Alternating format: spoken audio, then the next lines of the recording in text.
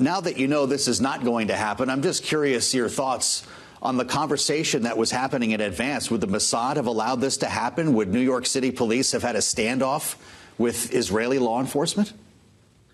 Thank you for having me, Joe. We knew from the beginning that it was a stunt, a political stunt of the mayor who wanted to distract the attention from his failures as a mayor, and he picked on Netanyahu. Prime Minister Netanyahu knew from a long time ago that he will be coming to the city, he will come to the UN, he will speak in the General Assembly. So it was a political stunt, and we treated it that way. And we know it's baseless. The U.S. is not part of the ICC. There is no jurisdiction for the mayor. You know, I think Mayor Mamdani should be arrested. I know it will not happen, but I think he should be arrested. On what grounds, Ambassador? To my opinion, he promotes anti-Semitism. He sides with Hamas. A few weeks ago, he mourned the death of a Hamas terrorist. And a few days ago, he sent his commissioner to meet with the UN Ambassador of Iran at the same time that the US soldiers are fighting the regime. So I know it will not happen. So it's legitimate to play a political game. But if someone should be arrested, it's Mayor Mamdani, not Prime Minister Netanyahu. We know that is the case, and that's why we are not worried about it from the beginning. Are you actually calling for Mayor Mamdani to be arrested, or is this, too, a verbal stunt, to use the language you used about Mamdani's statement about your prime minister? If someone should be arrested, this mayor. You know, I'm not a lawyer, and I'm not familiar with the legislation in the U.S., whether he's allowed to threaten an ally, whether he's allowed to defy the decision of the federal government not to be part of the ICC. But he's playing his game. You know, it's part of his campaign. I know that, you know, it's hard for him to deal with the promises he made about the garbage in New York, about free buses. You know, you are in D.C., I'm in New York. The city is still dirty. There are no free buses. You know, he spoke about affordable housing. I have a long list to ask the mayor why he's dealing now with Netanyahu, with Hamas, with Iran, and instead of doing his job. The fact of the matter is, though, you are allowed to have an opinion in this country, even if you don't like it, Ambassador, and you can't arrest somebody for promising free buses or dirty streets. But surely you don't think that the mayor should be arrested.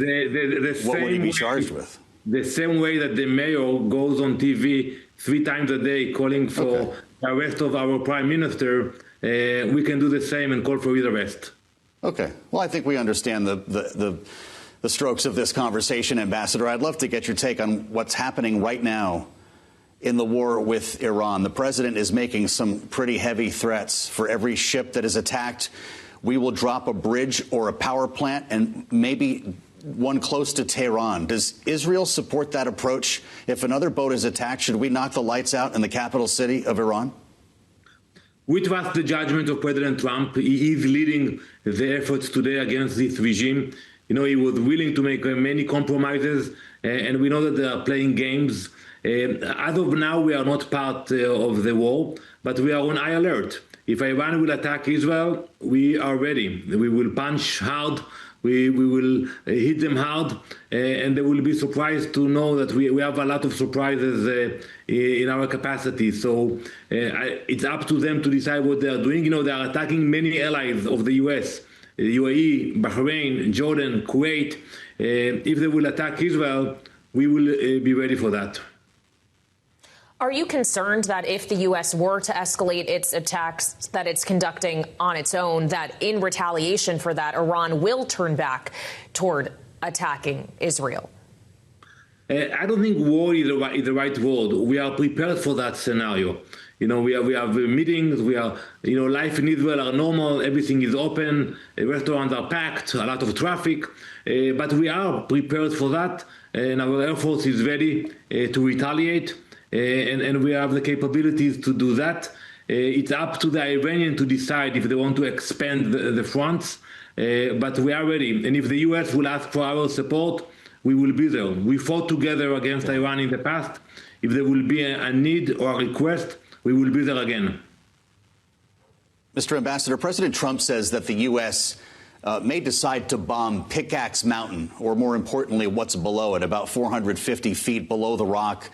There are reports, and the president was asked about this, that Israeli intelligence informed the United States that Iran moved thousands of centrifuges into the tunnels beneath Pickaxe Mountain. Can you confirm that intelligence, and do you support a strike? Well, I cannot go into details, but I can tell you that we are sharing the intelligence that we acquire, and we have pretty good information about what's happening in Iran today. We are sharing it with our allies, especially with the U.S., and, you know, I cannot go to what's happening today, but, you know, we sent the Mossad agents to Tehran in 2018, and we got thousands of documents. And what we found there, that while they were negotiating with President Obama, the Iranians were lying all the way. So I think it's the same scenario today. They continue to spread lies, to believe in deception, and today we have the capability to expose it, so we'll continue to do that. Well, Iran's nuclear program and nuclear efforts is one consideration. I would love your reaction, Ambassador, to the potential nuclear enrichment program that could start instead in Saudi Arabia. As the U.S. and the Saudis inked today a deal that would allow for nuclear technology sharing for a civilian program. Yes, American companies would be able to build reactors inside Saudi Arabia, but it could crack the door open to Saudi enrichment on its own. How does that sit with Israel?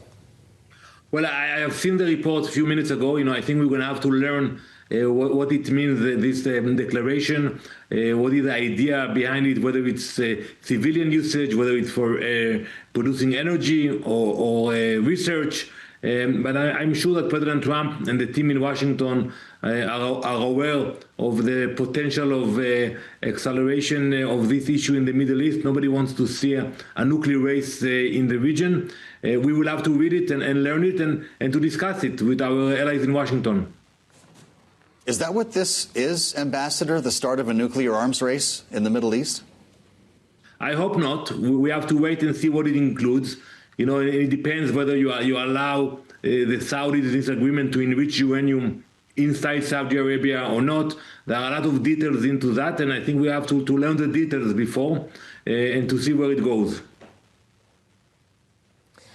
Well, speaking of seeing where things go, President Trump hosted the Lebanese president in the Oval Office yesterday. And as you look to the way forward between Israel and Lebanon, or Israel and Hezbollah, more specifically, how close are we to a long-term resolution to that, for Israel to feel that it no longer faces an existential threat from the north, and for other parties in the Middle East to feel that there actually is going to be not another front that Iran is able to exploit in negotiations with the war with the U.S.? We welcome the dialogue with the Lebanese. I think the Lebanese leadership have proved that they are brave enough to make strong statements against Hezbollah, against Iran. Hopefully they are ready to gain independence finally. We have signed an MOU with Lebanon, and we want to thank Secretary Rubio for facilitating those talks. But, you know, everything is in the details, and it's about implementation. We are starting to implement the agreement as we speak. Hopefully it will work through. And the challenge is on the shoulders of the Lebanese. They have to prove that they are capable of pushing back Hezbollah from the border with Israel. We want them to be there. We want them to show that they are independent. And I hope that the day that Lebanon will be a free country is very soon. You know, the serious leadership today in Beirut, and we are willing to work with them. Ambassador, Bloomberg Television and Radio is prepared to host a debate tomorrow at the United Nations for the candidates to be the next Secretary General. That is, I presume, a contest that you will be producing a vote for. Who or what would you like to see? First, we want to see a change. The UN must reform. It was established after the Second World War, you know, with great ideas, but look, today they are not relevant. They are not in the negotiating a peace treaty with Ukraine and Russia, not in the Middle East, not with Iran. So I think we all agree that it should be reformed. And also the Secretary General, he failed completely. Secretary General Guterres unfortunately failed, and that's why we are sure that whoever will be elected will be much better than the existing situation.